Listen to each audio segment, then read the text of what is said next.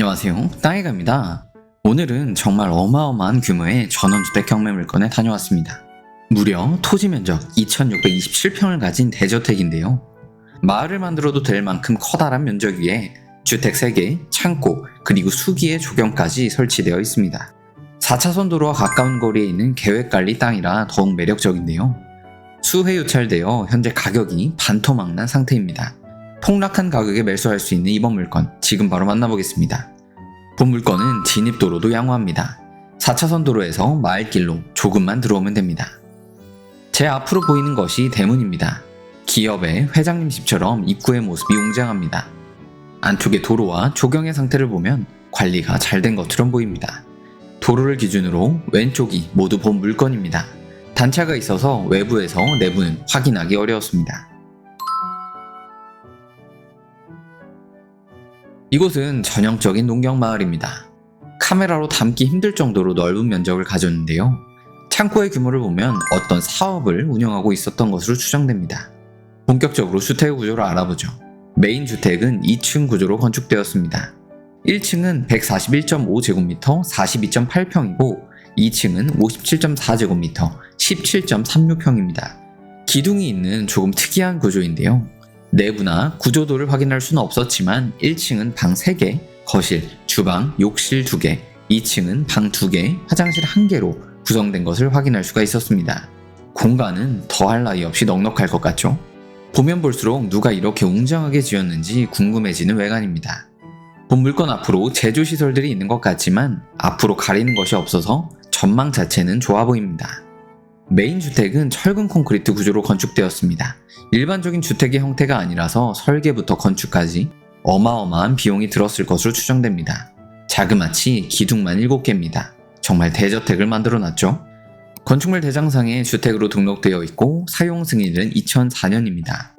수도는 상수도를 사용하고 있습니다. 배수는 정화조, 난방은 유류 보일러일 것으로 추정됩니다. 여기에 앞쪽에 있는 두 채의 단층 농가주택도 매각 물건에 포함되어 있습니다. 좌측은 108.1제곱미터 32.8평, 우측은 121.4제곱미터 36.72평의 구조입니다. 각각 방 3개, 거실, 주방, 화장실로 구성되어 있습니다. 두 채의 농가주택은 조적조 슬라브 지붕 방식으로 건축되었습니다. 메인 주택과 품질에 있어서 차이가 있어 보이는데요. 건축물 대장상에 농가주택으로 등록되어 있고 사용 승인일은 1998년입니다. 수도는 지하수, 배수는 정화조, 난방은 유류 보일러를 이용하고 있을 것으로 추정됩니다. 메인 주택 이전에 건축되어 상수도가 아닌 지하수를 사용하고 있다는 것이 특이사항입니다. 현장 조사 당시 촬영된 사진을 보면 전형적인 시골 주택의 인테리어입니다. 기숙사로 사용되었던 걸까요? 과거가 궁금해지는 물건입니다. 여기에 창고도 매각 물건에 포함되어 있습니다. 약 40평이 넘는 면적인데요. 내부에 저온 냉장고와 기구들이 많은 것을 알 수 있습니다.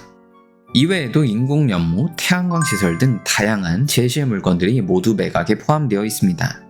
소나무 등 조경의 감정 가격만 하더라도 7천만 원 가까이 됩니다. 참고로 단층 옆에 있는 컨테이너는 매각에서 제외되었는데요. 치우는 비용이 더 크기 때문에 낙찰 후에 그대로 사용해도 될 것 같습니다. 카카오맵 위성비를 확인해보면 과거부터 현재까지 일정한 모습을 유지하고 있는 것을 알 수 있습니다. 관리가 잘 된 것을 보면 얼마 전까지 누군가 사용했던 것으로 추정됩니다. 이곳의 토지의 면적은 1필지 8,684제곱미터 2,627평입니다. 대지 4필지, 창고 용지 1필지, 임야 3필지, 전 2필지, 도로 1필지로 이루어져 있습니다. 전이 포함되어 있기 때문에 낙찰 후 농지취득 자격증명을 제출해야 합니다. 진입도로의 경우 다수의 필지가 복잡하게 엉켜 있는데요. 과거부터 마을 도로로 사용하고 있고 도로 공고 및 포장까지 완료되었기 때문에 출입에 대한 걱정은 하지 않아도 될 것 같습니다. 본 물건도 앞쪽 도로 면적을 100평 이상 포함하고 있습니다. 용도 지역은 계획관리 지역입니다. 최대 건폐율 40%와 용적률 100%를 적용받습니다. 해당 토지의 대략적인 가로폭은 155m 정도이고 세로폭은 100m 정도입니다. 주 방향은 출입구를 기준으로 남동향입니다. 햇빛 걱정은 없어 보입니다. 해당 물건 어디에 있을까요? 충청남도 서산시 팔복면 어송리에 위치해 있습니다. 서해안 고속도로에서 빠져나와 서산 시내를 지나 태안군 방향으로 가는 4차선 도로 옆에 입지해 있습니다. 시내라고 할 수는 없지만 본 물건 앞으로 작은 식당들이 있고 4차선 도로를 통해 10분 만에 서산시 태안군에 도착할 수 있어서 편의시설은 양호합니다. 수도권 접근성도 나쁘지 않은데요. 막히지만 않는다면 서해안 고속도로를 통해 서울 사당역까지 1시간 20분 정도면 충분히 도착할 수 있습니다. 본 물건의 정보를 요약해보았습니다. 최초 감정가는 14억 정도이고 현재 2회 유찰되어 6억 9천만 원까지 떨어졌습니다. 입찰은 2024년 9월 3일 대전지방법원 서산지원에서 진행됩니다. 감정평가된 금액을 보면 총 2,627평의 토지의 가격만 7억 9천만 원입니다. 만약 현재 최저가로 낙찰받는다면 세 채의 건물과 창고는 공짜로 가져가는 것입니다. 계획관리 땅이라 활용도도 높습니다. 토지의 면적이 커서 주변 시세는 의미가 없는데요. 그럼에도 단독주택 거래 내역을 보면 1억에서 2억 사이로 거래되고 있는 것을 확인할 수가 있었습니다. 토지의 경우 도로 상태에 따라 평당 10만원에서 50만원 정도로 거래되고 있었습니다. 점유자의 경우 현재 소유자 이외에 따로 등록된 사람은 없습니다. 2004년부터 소유하다가 2022년에 상속으로 6명의 지분을 자녀들이 나눠 가진 것으로 추정됩니다. 건물 토지 등기 모두 낙찰자가 인수하는 권리는 없습니다. 가압류가 있긴 하지만 근저당보다 후순이라 모두 소멸됩니다. 청구 금액은 9천만원 정도인데요. 지분으로 얽혀 있어서 취하될 확률은 낮아 보입니다.